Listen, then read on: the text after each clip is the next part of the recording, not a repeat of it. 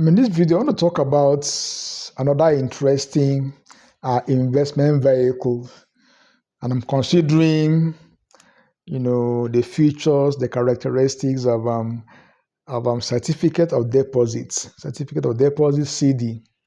And so, what are the features of these interesting instruments? Number one is a fixed term. It has a fixed term. A CD has a fixed term, which can range from a few months to several years.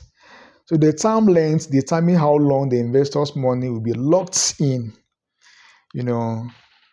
before maturity. If it matures in maybe 2 years or 3 years, that means your money is held, is tied down, kind of for that length of time. You cannot opt out without penalty. So it has a fixed term. Number two is a fixed interest rate. Fixed interest rate. So CDs typically offer, a fixed, interest rate, meaning the rate remains the same throughout the term of the deposit, providing predictable, income, predictable return, predictable income stream. It is fixed, nothing more, nothing less. Of course, you can't even expect more than what the term, the agreement specifies. Number three is FDIC insured. It is insured by the government, by the US government. CDs issued by banks are insured by the Federal Deposit Insurance Corporation, FDIC. In Nigeria, we have NDIC. In the US, it is FDIC. In Nigeria, it is the Nigerian Deposit Insurance Corporation. So it is kind of insured to the tune of $250, per depositor, per bank. So this makes them a low risk investment options for those seeking security. At least if anything goes wrong, the government can give you as much as $250,000. Even when you have a higher amount, in the system, that's what the government can give you. They can't go beyond that. But at least it gives you a kind of comfort, sort of. Number four is minimum deposits. CDs require a minimum deposit, which can vary depending on the bank or the financial institutions that issues these instruments. Generally, it often ranges from between $500 to $1,000. $1,000 is about close to around 1.7 million naira. There are about 1.7 million naira. Wow. We thank God for our country, actually. Number five is early withdrawal penalties.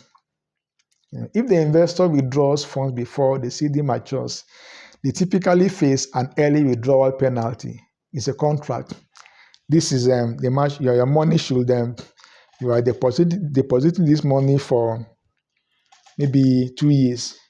If you run into financial difficulties and you want to withdraw your money before then you have to bear the penalty. It incurs penalty. As this penalty often consists of a portion of the interest earned, or in some cases, a few months of interest, whichever one, they will still, charge you for renegating on the agreement. They will penalize you for that. Please like this video and subscribe to this channel. It will encourage me a lot.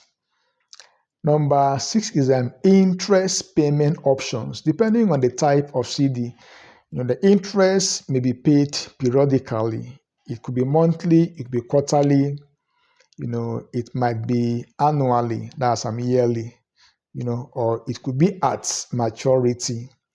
Some see this allows interest to be compounded, which means the interest earned is added to the principal, and that will then earn additional interest. If you don't want to collect your interest as at when due, you can allow the interest to compound. That's the interest plus the principal could compound, keep on compounding until maturity. I think I like this option actually, because compound interest, someone said is the eight wonders of the world. I think Albert Einstein also. Number 7 is maturity dates. Maturity date. The CD has a specified maturity date, which is the date when the investor can withdraw the principal along with the accumulated interest without incurring penalty. At maturity dates, if you can be patient till that time, you could withdraw your principal and as well as the accumulated or compounded interest, as the case may be. That's wonderful. Number 8 is low risk. See, these are generally low risk investment, especially those that are FDIC insured. This makes them a popular choice for conservative investors who seek stability, and capital preservation.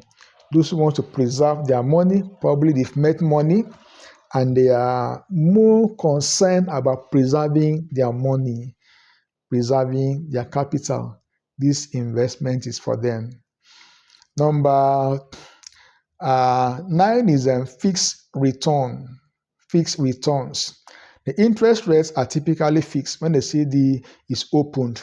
So the investor knows exactly how much they will earn over the duration, over the life of the CD. It carries fixed interest rates. Number 10 is no market risk. There's no market risk. So unlike stocks or bonds, CDs do not fluctuate in market value. Their value don't fluctuate like bonds. They're not volatile. And so the only risk involved is the possibility of losing interest if withdrawal is done early. That will attract penalties. Number 11 is callable CDs. Some CDs are callable, meaning the issuing bank has the right to redeem the CD, to call it back, to take back your instruments, so to say, before it matures, usually when the interest rate falls. And this can limit the investor's potential return if the bank calls the CD early. If the CD is for maybe 3 years and they call it back after maybe a year or two, you could lose interest compared to if it ran throughout the maturity periods. Number 12 is types of CDs. Types of CDs. There are various types of CDs actually, including traditional, they have jumbo, they have variable rates, and brokered CDs. So each type offers different features, such as an interest rate structure, as well as minimum investment amounts. They all differ. Probably I will find time to make a video on these different CDs. If you are interested, please drop it in the comment section. I will see what could be done about that. So these features make CDs an attractive option for conservative investors who seek guaranteed low risk returns, and as well as capital preservation. However, they are kind of less flexible compared to other investment vehicles. There's no potential for higher returns. Everything is just fixed, and the interest is fixed. And if you withdraw before then, you will have it will attract penalties.